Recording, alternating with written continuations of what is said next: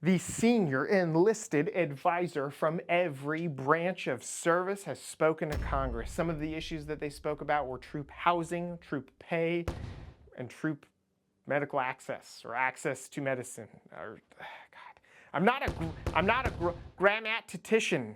I don't know if that's a word.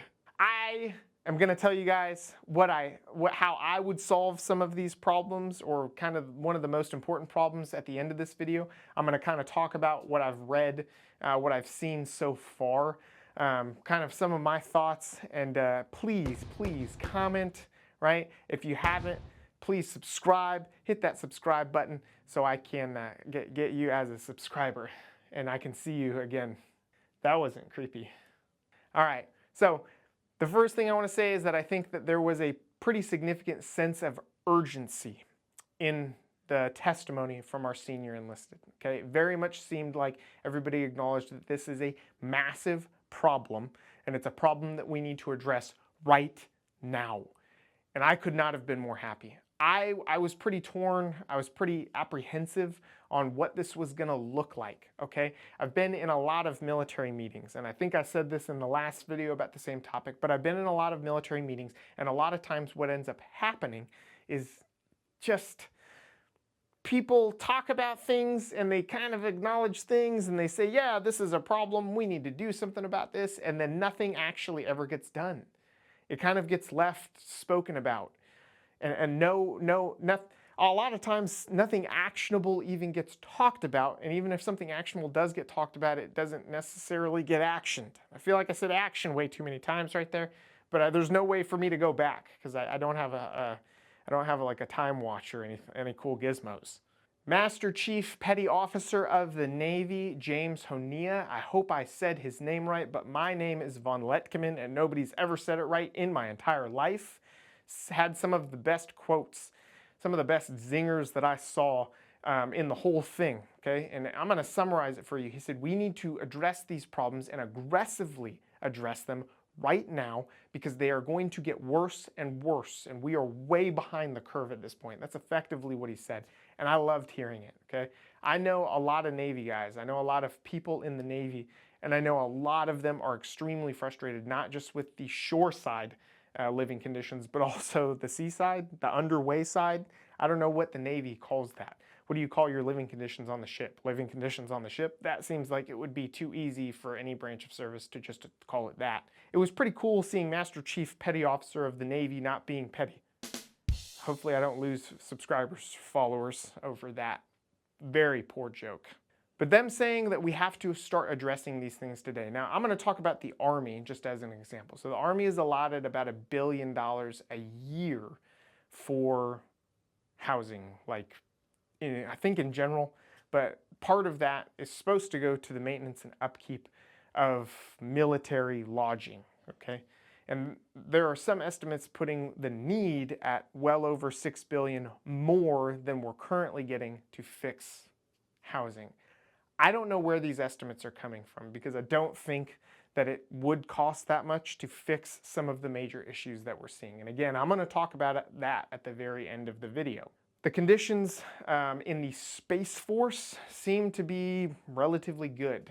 People are they're not all happy, but they're not unhappy because it's unlivable. They're unhappy because it's not been modernized. It's likely that the Space Force fell in on a lot of Air Force lodging.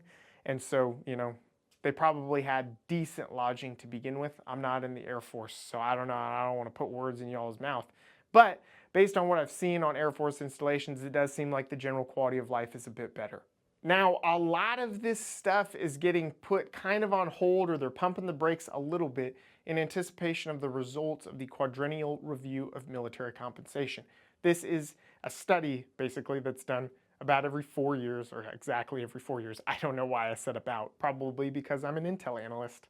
The Quadrennial Review of Military Compensation looks at a number of different things on how service members are compensated in total.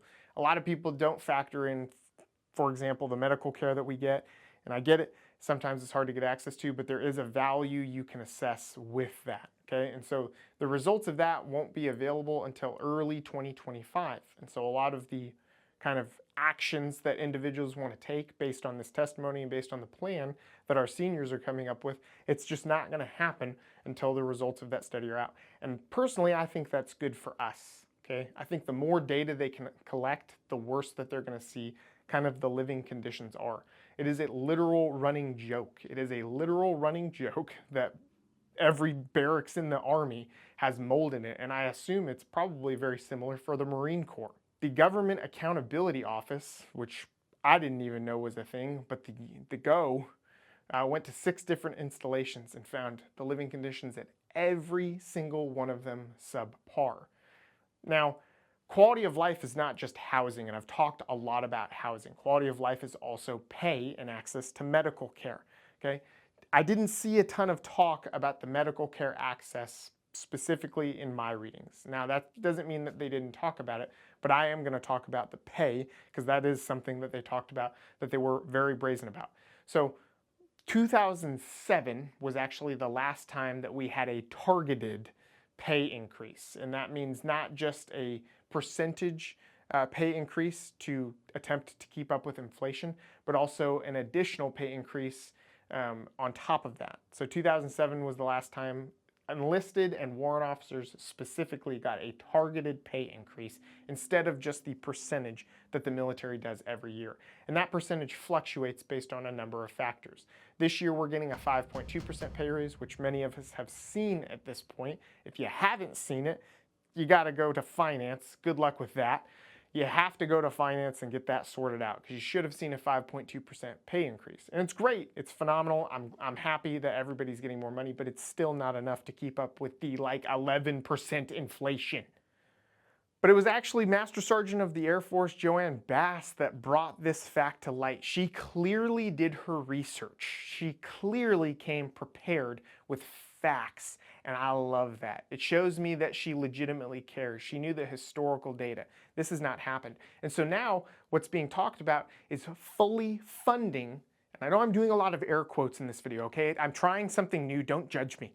What's being talked about now is fully funding the basic allowance for housing, and every branch of service has an equivalent. We just call it BAH in the Army, or basic allowance for housing, okay? Fully funding it. Now, I didn't know this until I read about it in these articles based on the testimony from our senior enlisted, but BAH is only funded at like 95%, and it has been since like 2015. Very, very, very frustrating. Okay, I don't understand why when we need to make like cuts to pay or cuts to expenses, why it comes out of the stuff that we are supposed to be getting, the service members. This increase, this 5% increase to BAH would equate to somewhere between $50 and $200 depending on your pay grade in increased housing allowance, which is phenomenal. I've talked to a number of junior service members in preparation for this video, and I'll tell you right now, that $50 to $200 would go a long way because that's what some people are paying over BAH, or many people are paying over BAH for their utilities, just as an example, or increased fuel costs to get to and from their place of dwelling in the installation. Traffic on Fort Cavazos can be absolutely insane in the mornings. The first time I was stationed at Fort Cavazos, formerly known as Fort Hood, it actually took me about 20 minutes to get to work, and I lived on post. I lived in the housing encampment closest to the main gate, and I had to drive all the way to Clear Creek. And any of you that were stationed at Fort Hood or Fort Cavazos, you're probably smiling now because you know that name, Clear Creek. It's a fun little road. Yeah, it leads you to Turkey Run, and Turkey Run is the Widowmaker. Now, I told you guys at the end of this video I would tell you how I would fix this, okay? The budget for just maintaining military housing is absolutely insane already. $1 billion for just the Army, I think it's just the Army, is a ton of money. And again, it might be every branch of service pulls from that billion. I don't know. But it's a ton of money regardless, even if it is every branch of service.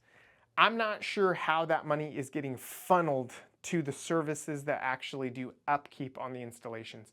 But one of the very first things I would do is I would work out a contract with local hotels. I would take all the service members in a barracks and I would put them in a hotel. And then the very first thing I would do is fumigate for mold every single barracks. And again, I'm not an exterminator. I'm not the guy that does these things, but it seems like mold could be fixed with that. And I don't even think it would take very long, right?